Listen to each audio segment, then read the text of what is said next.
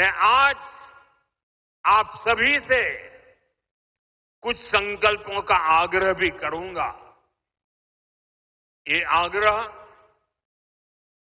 नव संकल्प की तरह है जो हमारे वर्तमान और भविष्य के लिए बहुत आवश्यक है।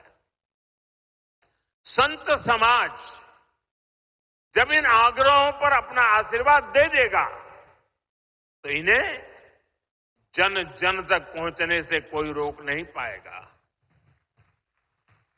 साथियों, हमारा पहला संकल्प होना चाहिए कि हमें जल संरक्षण करना है, पानी बचाना है, नदियों को बचाना है।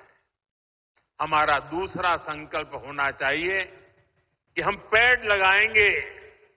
देश भर में एक पेड़ मां के नाम अभियान को गति मिल रही है। इस अभियान के साथ अगर सभी मठों का सामर्थ्य जुड़ जाएगा तो इसका प्रभाव और व्यापक होगा। तीसरा संकल्प कि हम देश के कम से कम एक गरीब का जीवन सुधारने का प्रयास करें। मैं ज्यादा नहीं कह रहा हूं। चौथा संकल्प स्वदेशी का विचार होना चाहिए। एक जिम्मेदार नागरिक के रूप में हम सब स्वदेशी को अपनाएं। आज भारत आत्मनिर्भर भारत और स्वदेशी के मंत्र पर आगे बढ़ रहा है। हमारी अर्थव्यवस्था, हमारे उद्योग, हमारी टेक्नोलॉजी सब अपने पैरों पर मजबूती से खड़े हो रहे हैं। इसलिए हमें जोर शोर से कहना है, vocal for local, vocal for vocal, vocal. साथियों, पांचवें संकल्प के रूप में हमें नेचुरल फार्मिंग को बढ़ावा देना है। हमारा छठा संकल्प होना चाहिए कि हम हेल्थी लाइफस्टाइल को अपनाएंगे, मिलेट्स अपनाएंगे और खाने में तेल की मात्रा कम करेंगे।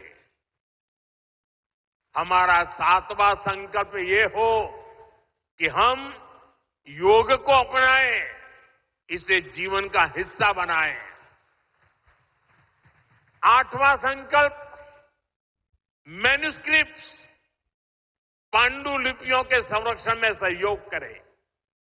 हमारे देश का बहुत सा पुरातन ज्ञान पांडुलिपियों में छिपा हुआ है। इस ज्ञान को संरक्षित करने के लिए केंद्र सरकार ज्ञान भारतम मिशन पर काम कर रही है। आपका सहयोग इस अमूल्य धरोहर को बचाने में मदद करेगा।